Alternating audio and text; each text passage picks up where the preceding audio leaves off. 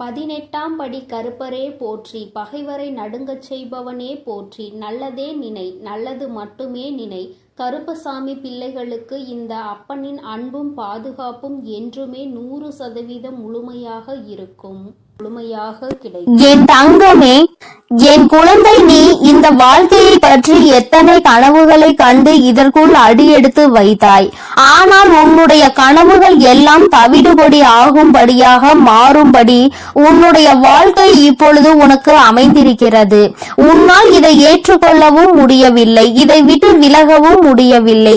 ஏனென்றால் இதுதான் வாழ்க்கை என்று முடிவான பிறகு இனி இதிலிருந்து வெளியில் செல்வது என்பது முடியாத காரியம் அல்லவா? என் தங்கமே, இதிலிருந்து இனிமேல் தப்பிக்கவே முடியாது என்ற நிலையில் இப்பொழுது நீ என்ன செய்யலாம் என்று சிந்தித்து கொண்டிருக்கிறாய். இனி இந்த வாழ்க்கை எதை நோக்கி பயணமாகுமோ செல்லட்டும் என்று நீ நினைத்து அப்படியே விட்டுவிடலாம் என்று முடிவெடுத்தும் விட்டாய். ஆனால் என் தங்கமே, உனக்கு நடக்கின்ற விஷயங்கள் எல்லாமே தானாக நடந்தது கிடையாது. எல்லாமே ஒருவர் வேண்டுமென்றே செய்கின்ற விஷயமாக இருக்கிறது.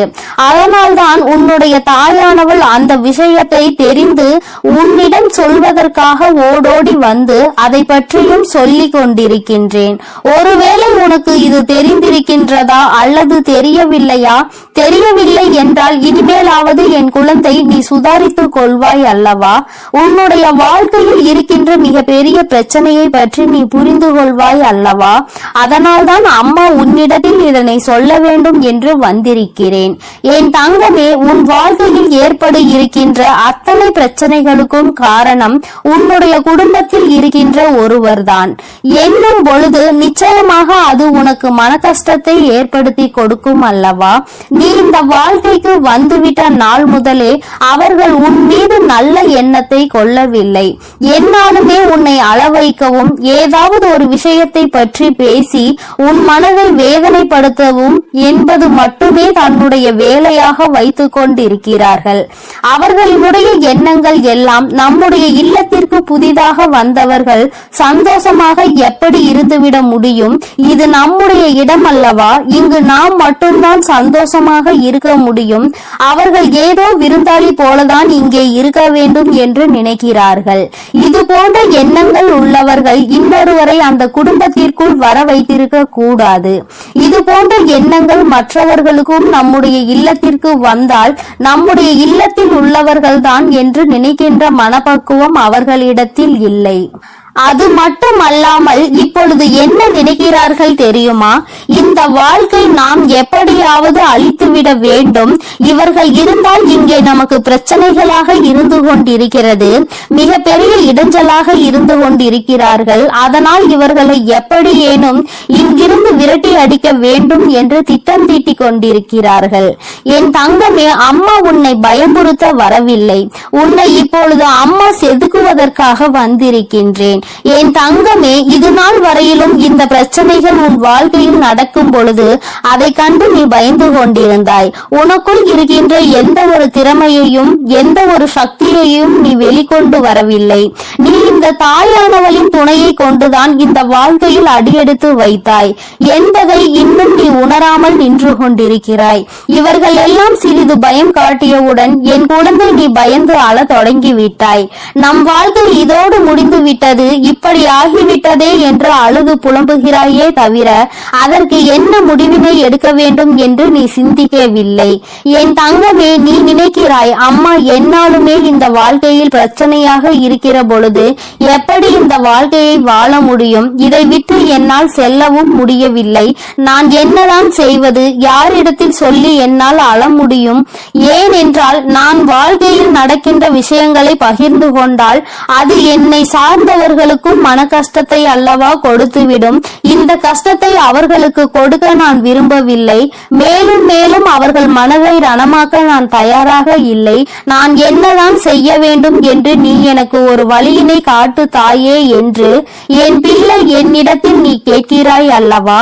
என் தங்கமே, அதனால்தான் இன்று உனக்கு நல்லதொரு வழியினை உருவாக்கி கொடுக்க உன் அம்மா நான் வந்திருக்கிறேன். என் தங்கமே, எந்த ஒரு வாழ்க்கையாக இருந்தாலும் சரி, எந்த ஒரு விஷயமாக இருந்தாலும் சரி, ஆரம்பத்தில் சிறிது பயத்தினை காட்டத்தான் செய்யும். நீ அதற்கே பயந்து அங்கே முடங்கி விட்டால் இந்த வாழ்க்கை அதோடு உனக்கு முடிவினை கட்டிவிடும்.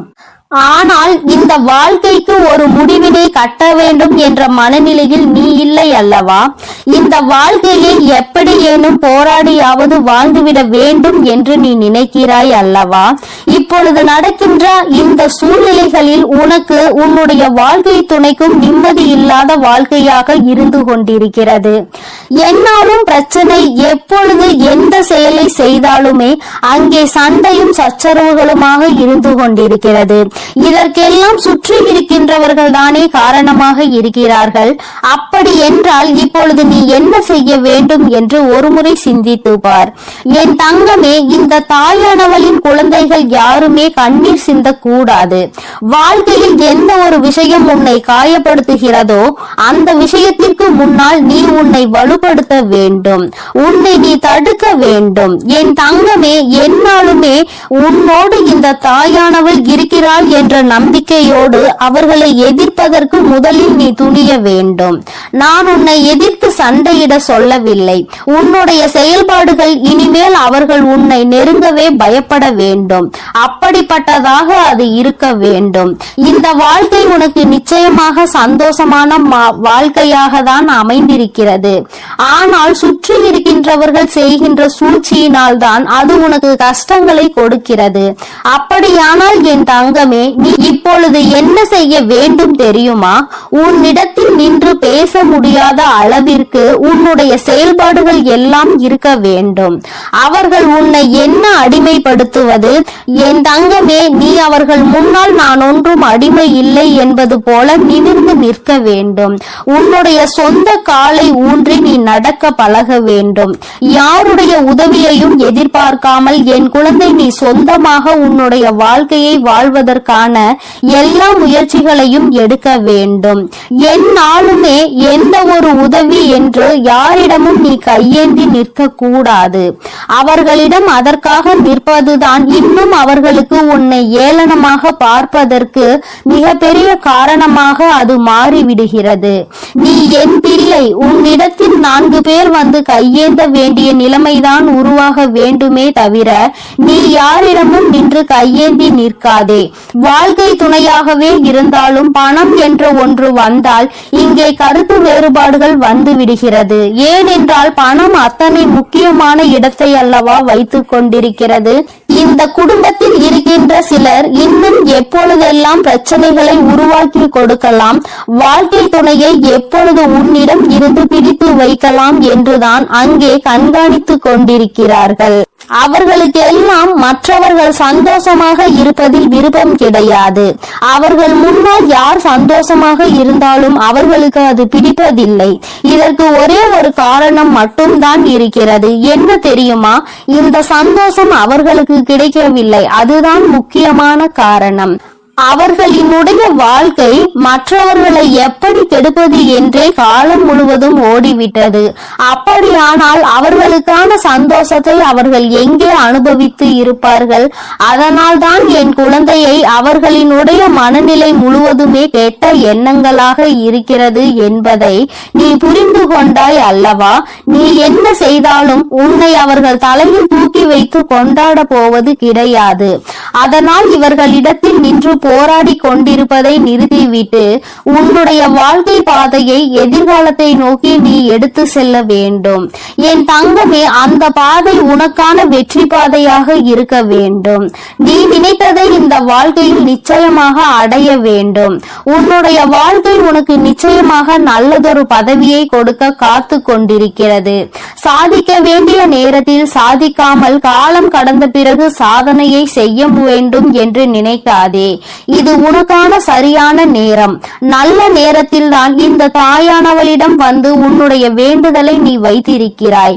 உன்னுடைய கஷ்டங்களை சொல்லி புலம்பி இருக்கிறாய். அம்மா உனக்கு சொல்கின்ற ஒரே ஒரு தீர்வு, என் தங்கமே, நீ சொந்த காலில் நிற்க வேண்டும்.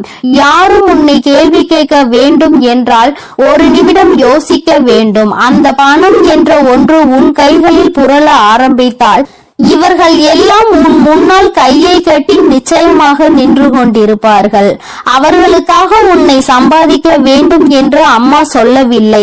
உன்னுடைய திறமையை நீ முடக்காமல் உன்னுடைய திறமை என்னவென்பதை நீ வெளிக்கொண்டு வா என்றுதான் அம்மா உனக்கு சொல்கிறேன். அது உனக்கே உன்னுடைய வாழ்க்கையில் மிகப்பெரிய பிடித்தத்தை கொண்டு வந்து கொடுக்கும். என்ன நடந்தாலும் பரவாயில்லை, நாம் நிச்சயமாக பிழைத்துக் கொள்வோம் என்ற நம்பிக்கை உணர்வை அது உனக்குள் கொடுக்கும் அல்லவா?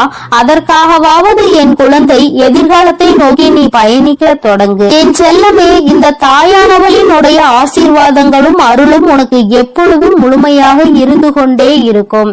அதனால் நீ எதற்காகவும் கலங்காதே, எதை நினைத்தும் வருந்தாதே. நீ நல்லதையே நினைத்தால் உன் வாழ்வில் எல்லாம் உனக்கு நல்லதாக மட்டுமே நடக்கும். என் தங்க பிள்ளையே, உன் வாழ்க்கைக்கு நல்லதொரு வழியை காட்டக்கூடிய ஒரு முக்கியமான விஷயத்தை பற்றி உன்னோடு பேச வந்திருக்கிறேன்.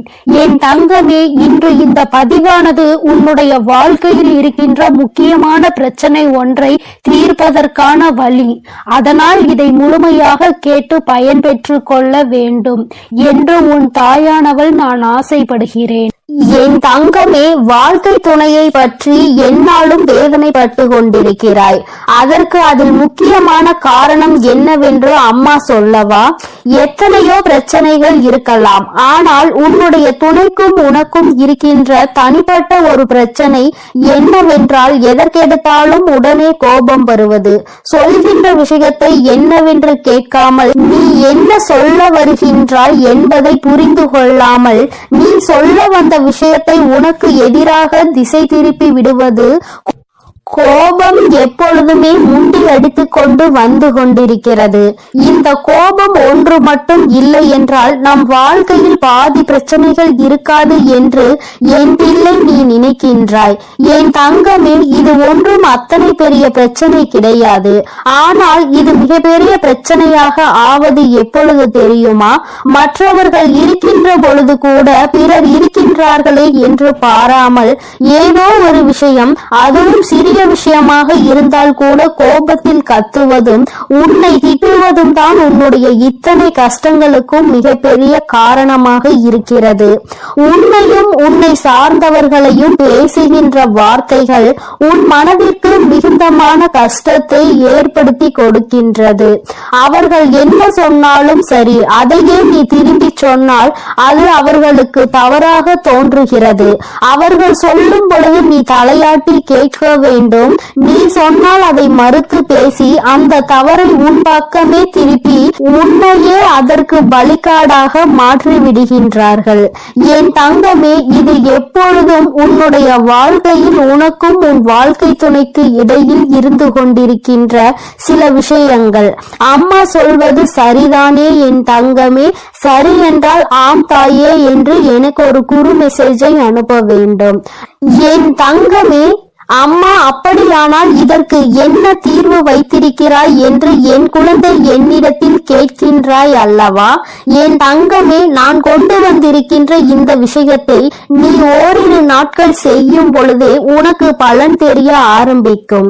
குறைந்தது ஒரு வாரம் செய்துவிடு. அதன் பிறகு செய்வதும் செய்யாததும் அவர்களுக்குள் ஏற்படுகின்ற மாற்றங்களை பொறுத்தது.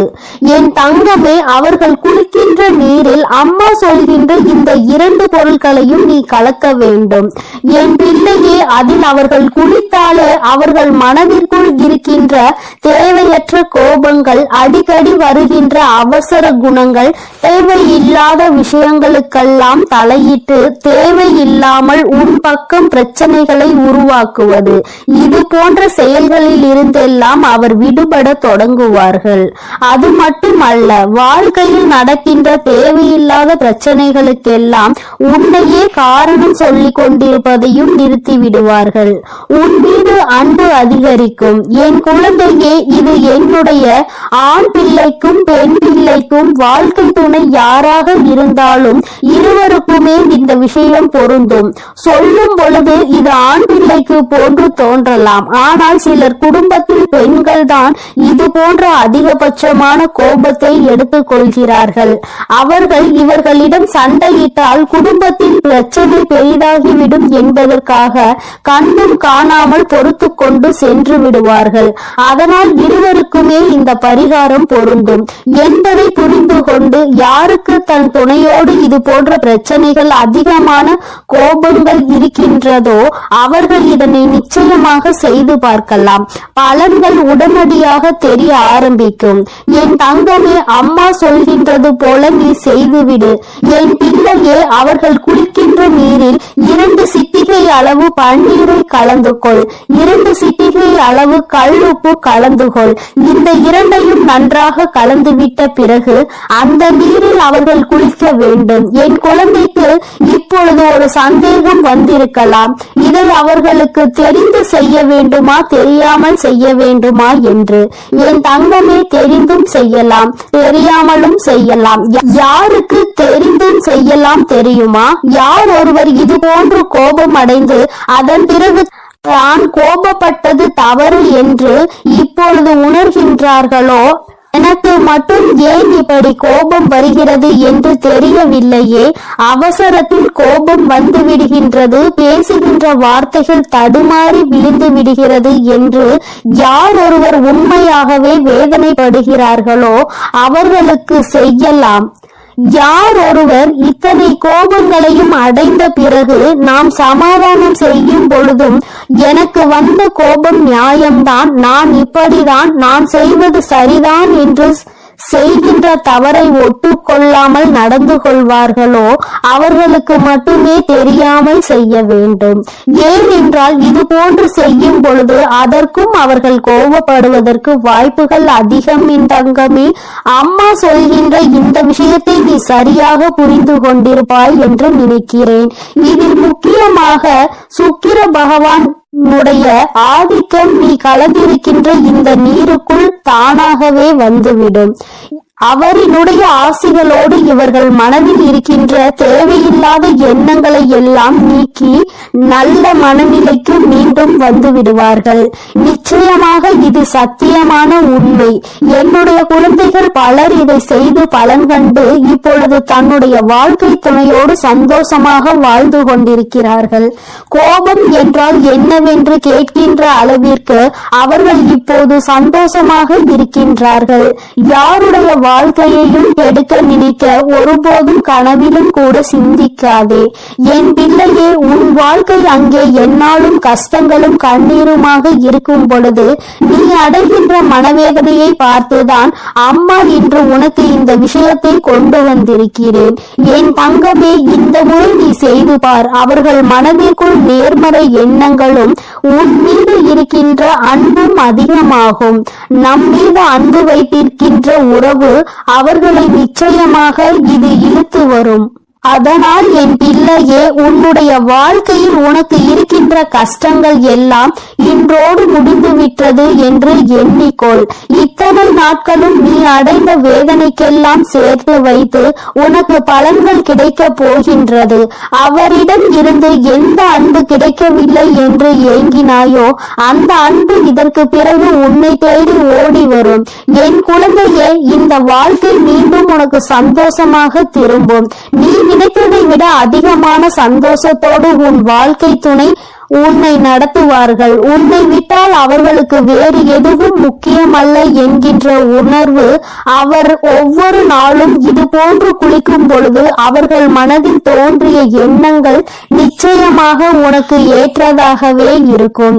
நீ பேசுவது தவறு என்றால் மட்டுமே தட்டி கேட்பார்கள். நீ பேசுவது உண்மையாகவே சரியான விஷயமாக இருக்கும் பொழுது அதற்கு ஒருபோதும் அவர்கள் மறுப்பு தெரிவிக்க மாட்டார்கள். இனி உன் வாழ்க்கையை நீ நினைத்தபடியே வாழலாம். வேறு யார் பேச்சையும் கேட்டு உன்னிடத்தில் ஒரு நாளும் சண்டைக்கும் பிரச்சனைக்கும் உன்னுடைய துணை வரமாட்டார்கள்.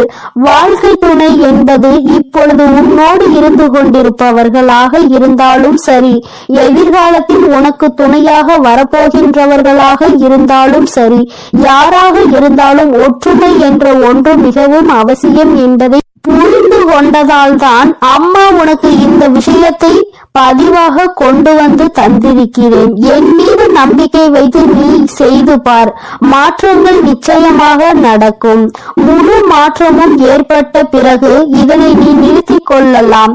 என் தங்க பிள்ளையே, இந்த வராகி அம்மாவினுடைய ஆசீர்வாதங்கள் உனக்கு எப்பொழுதும் முழுமையாக உண்டு. என் தங்க பிள்ளையே, அதனால் நீ எதை நினைத்தும் வருந்தாதே, எதற்காகவும் கலங்காதே. நீ நல்லதையே நினை. உன் வாழ்வில் எப்பொழுதும் நான் உனக்கு நல்லதை மட்டுமே செய்து கொடுப்பேன். என் அன்பு பிள்ளையே, உன் வாழ்க்கை துணையோடு இத்தனை நாட்களாக சந்தோஷமாக இருந்த போதிலும் சில நாட்களாகவே மிக பெரிய கஷ்டங்களை எல்லாம் உனக்கு அவர்கள் கொடுத்து கொண்டிருக்கிறதும், மனதிற்குள் எப்பொழுதுமே ஏதோ ஒரு தவிப்பை என் குழந்தை உனக்கு இருந்து கொண்டே இருக்கின்றது. எந்த நேரமும் எதையோ ஒன்றை இழந்து விட்டது போன்ற உணர்வு உனக்குள் நீங்காமல் உன் மனதில் இருந்து கொண்டிருக்கிறது. என் பிள்ளையே, என் நேரமும் ஒரே ஒருவரை பற்றி மட்டுமே சிந்தித்து கொண்டிருக்கிறாய். உன்னுடைய கனவுகள் எல்லாம் அந்த ஒருவர் மீது மட்டுமே இருக்கின்றது. வேறு எங்கிலும் உன்னுடைய கவனம் செல்லவில்லை. வாழ்க்கையை பற்றிய பயம் அதிகமாக உனக்கு வந்துவிட்டது. நாம் உயிராக இருந்த உறவு இப்பொழுது நம்மிடம் இருந்து சிறிது தூரம் விலகி இருக்கிறது. அதற்கு காரணத்தையும் தெரிய முடியாமல், பிரச்சனைகளுக்கான சூழ்ச்சிகள் என்னவென்று அறியாமல் என் பிள்ளை தவித்து நிற்கின்றாய். சூழ்ச்சிகள் என்று அம்மா சொன்னவுடனே விழித்து பார்க்கின்றாய். நம் உறவு பிரிவதற்கு அப்படி என்ன சூழ்ச்சிகள் நம்மை சுற்றி இருக்க போகின்றது என்று. என் தங்கமே, நிச்சயமாக இந்த அன்பு பிரிந்ததற்கு மூன்றாவது ஒருவருக்கு நிச்சயம் தொடர்பு இருக்கிறது. ஏனென்றால் என் குழந்தை, நீ எப்பொழுதுமே உண்மையான ஒரு அன்பை வெளிப்படுத்துகின்றாய். ஆனால் அங்கிருந்து கிடைக்கின்ற அன்பு அதற்கு ஏற்றதாக இல்லை என்கின்ற பொழுது நிச்சயமாக என் குழந்தையினுடைய மனது மிகவும் வேதனை அடைந்து விடுகிறது. என் தங்கமே, எப்பொழுதுமே உன்னை பற்றி பெருமையாக பேசாதவாய் இன்னொருவர் பற்றி பெருமையாக பேசுகிறது என்றால் என் பிள்ளை மனதிற்குள் என்ன நினைக்கின்றாய்? நமக்கு கொடுக்காத முக்கியத்துவம் இன்னொருவருக்கு கொடுக்கின்றார்கள் என்றால் நாம் இந்த வாழ்க்கையில் இது நாள் வரை இருந்து என்ன பலனை கண்டிருக்கின்றோம் என்று என் குழந்தை நீ மனவேதனை அடைகின்றாய்.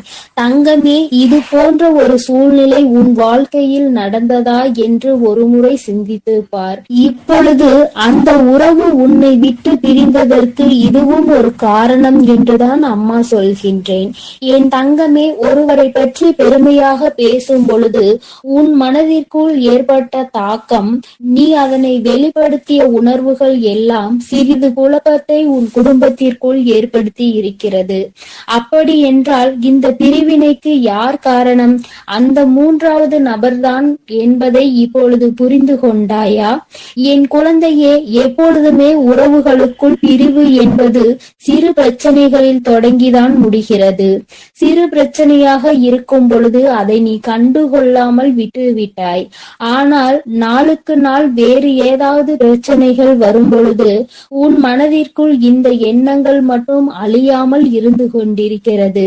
அன்று நம்மை இன்னொருவருடன் ஒப்பிட்டு பார்த்து நம்மை தாழ்த்தி பேசியவர்கள் தானே என்று நீ நிச்சயமாக நினைக்கின்றாய். என் தங்கமே, ஒருவரோடு ஒருவரை ஒப்பிட்டு பார்க்க கூடாது என்பது உண்மைதான். ஆனால் உன்னுடைய உண்மையான அந்த உறவு எதையுமே காரணமாக வைத்து இதை செய்யவில்லை. மனதிற்குள் உன்னை விட்டு பிரிய வேண்டும் என்று எண்ணமும் இல்லை. ஏதோ ஒரு சூழலில் அது நடந்து விட்டது. அதற்காக உன்னிடம் மன்னிப்பு கேட்டு விட்டார்கள். ஆனால் என் குழந்தை, உனக்கு அதை மன்னிக்கும் மனப்பக்குவம் தான் இல்லாமல் மாறிவிட்டது. ஏனென்றால் அந்த சூழ்நிலையை உன்னால் சகித்து கொள்ள முடியவில்லை. என் பிள்ளை இதனால் மனவேதனை அடைந்ததோடு மட்டுமல்லாமல் வாழ்க்கையில் இருந்து சிறிது தூரம் விலகி நிற்கும்படி ஆகிவிட்டது. இதனால் என் பிள்ளை இப்பொழுது என்ன செய்வது என்று அறியாமல் திகைத்து நின்று கொண்டிருக்கிறாய். இப்படியே இருந்து கொண்டிருந்தால் இந்த வாழ்க்கை எங்கு சென்று முடியுமோ என்று என் குழந்தைக்கு மன அழுத்தங்கள் அதிகமாகிவிட்டது. என் தங்கமே, வாழ்க்கையில் எப்பொழுதுமே பொறுமை என்பது எல்லோருக்கும் அவசியம். அதுவும் குடும்ப வாழ்க்கை என்ற ஒன்று வந்துவிட்டால் அது மிகவும் அவசியம். என் தங்கமே, அதுபோலதான் சகிப்பு தன்மையும். எந்த ஒரு விஷயம் நடந்தாலும் ஒருவருக்கொருவர் சகித்து கொண்டு செல்ல வேண்டும் என்றுதான் அம்மா சொல்கிறேன். என் குழந்தையே, அதற்காக எத்தனை தவறுகள் செய்தாலும் அதை சகித்து கொள்ள முடியுமா என்று நீ நினைக்கலாம். என் தங்கமே, சகித்து கொள்ள பழகி விடுவாயானால் அது உனக்கு எளிதாக மாறிவிடும். இப்படிதான் இருப்பேன் என்றால் நீ போட்டி போட்டுக்கொண்டு சண்டையிட்டு கொண்டு வந்து அந்த பிரச்சனைகளை நீ பெரிதாக்கி கொண்டே செல்கின்றாய். ஒரு முறை செய்த தவறுக்காக நீ பல தண்டனைகளை கொடுப்பாயானால் அது நிரந்தரமான தவறாக மாறிவிடும் என்பதை நீ மறந்து விடாதே. என் தங்கமே, உதாரணத்திற்கு அம்மா உனக்கு ஒரு விஷயத்தை சொல்கிறேன். ஒரு கெட்ட பழக்கம் இருக்கிறது. அது இத்தனை நாட்கள் இல்லாமல் புதிதாக வந்திருக்கிறது என்றால் என் குழந்தை அதிலிருந்து மீட்டெடுக்கத்தான் நீ முயற்சி செய்ய வேண்டுமே தவிர மேலும் அதற்குள் கொண்டு தள்ளி விட்டுவிடக் கூடாது. நான் சொல்வதை நீ முழுமையாக கேட்டால் நிச்சயமாக உனக்கு புரியும். என் குழந்தை ஒரு விஷயத்தை செய்யும் பொழுது ஒன்று நீ அதை கண்டுகொள்ளாமல் இருக்க வேண்டும். இன்னொன்று தெரிந்ததை உணர்த்திவிட்டு ஒன்றும் சொல்லாமல் ஒதுங்கி நிற்க வேண்டும். தானாகவே மனமுகந்து நாம் இத்தனை தவறுகளை செய்து விட்டுமே நமக்கு அவர்கள் எந்த தண்டனையையும் கொடுக்கவில்லையே என்று நினைத்து மனம் திருந்தி அவர்களே உன்னை தேடி வருவார்கள். அதை விட்டு அதை நீ மிக பெரிய பிரச்சனையாக்கி உன் மனதையும் காயப்படுத்தி அவர்கள் மனதையும் காயப்படுத்தி எல்லோருக்கும் ஒரு சிறிய விஷயத்தை தெரியப்படுத்துவாய். ஆனால் அது சிறிய விஷயம் அல்ல, மிகப்பெரிய விஷயம் என்பதை நீ புரிந்து கொள்ள வேண்டும். 4 சுவர்களுக்குள் நடக்க இருக்கின்ற பிரச்சனையை எல்லோருக்கும் தெரியும்படி நீ செய்து விட்டாய். ஆனால் நிச்சயமாக தவறு செய்தவர்களின் மனம் வேதனைப்படும். மீண்டும் இந்த தவறை செய்யக்கூடாது என்று ஒருபோதும் தோணாது. மீண்டும் மீண்டும் இதனை செய்ய வேண்டும் என்கின்ற எண்ணம் அவர்களுக்கு தானாகவே வந்துவிடும். இது மனிதனினுடைய இயல்பு என்பதை நீ புரிந்து கொள்ள வேண்டும். என் குழந்தையே, அம்மா சொல்வது உனக்கு புரியும் என்று நினைக்கின்றேன். தவறு செய்தால் அதை எப்படி எடுத்து சொல்ல வேண்டுமோ அப்படி எடுத்து சொல்லி அந்த பிரச்சனையை முடிக்கத்தான் பார்க்க வேண்டுமே தவிர ஒரு சிறிய தவறு செய்கிறவர்களை மிக பெரிய தவறு செய்கின்ற அளவிற்கு நீ தூண்டி விட்டு விடாதே என்றுதான் அம்மா உனக்கு சொல்கிறேன். என் தங்கமே, இதுவரை நடந்ததை எல்லாம் நடந்தவையாகவே இருக்கட்டும். பிரிவுகள் என்பது வந்துவிட்டால் சற்று தொலைவாக சென்று இருக்கின்ற உறவானது நிச்சயமாக மீண்டும் உன்னை தேடி வரத்தான் போகிறார்கள். என் குழந்தையே, இந்த பிரிவு நிரந்தரமானது அல்ல. நிச்சயமாக உன்னுடைய வாழ்க்கையில் மீண்டும் சந்தோஷமான சூழ்நிலை வரத்தான் போகிறது. உனக்கு துணையாக அதற்கு இந்த வராகி அம்மா நான் நின்று கொண்டு இருக்கிறேன் என்பதை என் பிள்ளை நீ மறந்து விடாதே. தாயானவள் நான் ஒருபோதும் இருக்கின்ற பிரச்சனைகளை நிரந்தரமாக வைக்க வேண்டும் என்று நினைப்பது கிடையாது. எல்லாம் சரியாகி நீ முன்னேற்றம் அடையும் போது உன் தாயை பற்றி நீ புரிந்து கொள்வாய். அம்மா நம் வாழ்க்கையில் எப்பேற்பட்ட சூழ்நிலைகளை எல்லாம் ஏற்படுத்தி கொடுத்திருக்கிறாள் என்று. எல்லாவற்றிலும் இருந்து உனக்கு அனுபவ பாடம் கிடைக்க வேண்டும் அல்லவா? உறவுகளை அத்தனை எளிதாக எண்ணிவிடக் கூடாது. அதுவும் வாழ்க்கை துணையாக இருக்கின்ற உறவு உயிரான உறவு உறவு என்று ஒன்று இருக்கும் பொழுது அவர்களின் உணர்வுகளை புரிந்து அதற்கு ஏற்றாற் போல நடந்து கொள்ள வேண்டும். நீ அப்படி நடக்க தொடங்கினால் தானாகவே அவர்களும் இது போன்ற நடக்க தொடங்கி விடுவார்கள். தானாக மரியாதை கிடைக்கும் பொழுதுதான் தானும் மரியாதை கொடுக்க வேண்டும் என்ற எண்ணம் எல்லோருக்கும் வரும். உனக்கு அப்படித்தானே என்பதை முதலில் புரிந்து கொள். யாரிடமும் ஒருபோதும் உன்னுடைய உயிரான உறவை விட்டு கொடுக்க கூடாது. எப்பேற்பட்ட சூழ்நிலை வந்தாலும் சரி, அந்த சூழ்நிலையில் இருந்து உன் உயிரான உறவை நீ மீட்டெடுக்கத்தான் நினைக்க வேண்டுமே தவிர ஒருபோதும் அதோடு சேர்ந்து பிரச்சனைகளில் பங்கெடுத்து கொள்ளாமல் ஒதுங்கி நிற்க நினைக்காதே. எந்த ஒரு சூழ்நிலையிலும் நீ அவருக்கு கை கொடுக்கின்றாயோ அதுபோல அவரும் உனக்கு கை கொடுத்து ஆபத்து சூழ்நிலையில் இருந்து உன்னை காப்பாற்ற உன்னை தேடி ஓடி வருவார் என்பதை நீ மறந்து விடாதே. என்னுடைய குழந்தையின் வாழ்க்கையில் நிச்சயமாக நல்ல நிலைமைக்கு மாறத்தான் போகின்றது. அதற்கு இந்த வராகியானவள் உன்னோடு இருப்பேன் என்பதை மறந்து விடாதே. எல்லாவற்றையும் சகித்து கொண்டும் பொறுத்து கொண்டும் வாழ்க்கையை சில காலம் நீ நடத்திவிட்டால் மீண்டும் அந்த வாழ்க்கை ஒருபோதும் உன்னை விட்டு செல்லாது. கஷ்டங்கள் முதலில் அதிகமாக இருக்கும். தாங்கிக் கொண்டு விட்டால் அதன் பிறகு உனக்கான சந்தோஷங்கள் நிச்சயமாக உனக்காக காத்து கொண்டிருக்கும். புதிதாக ஒரு விஷயத்தை பழகும் பொழுது கற்றுக்கொள்வது சற்று சிரமம்தான். ஆனால் அதுவே வாழ்க்கை என்று ஆகும் பொழுது அது உனக்கு பழகிவிடும். சந்தோஷமான வாழ்க்கையாக உனக்கு ஏற்றாற் போல அதை நீ மாற்றிக்கொள். என் அன்பு பிள்ளைக்கு இந்த கருப்பனின் ஆசீர்வாதமும் அன்பும் என்றுமே முழுமையாக இருக்கும். வேண்டும் வரம் தருபவனே போற்றி, வேட்டை பிரியனே போற்றி போற்றி.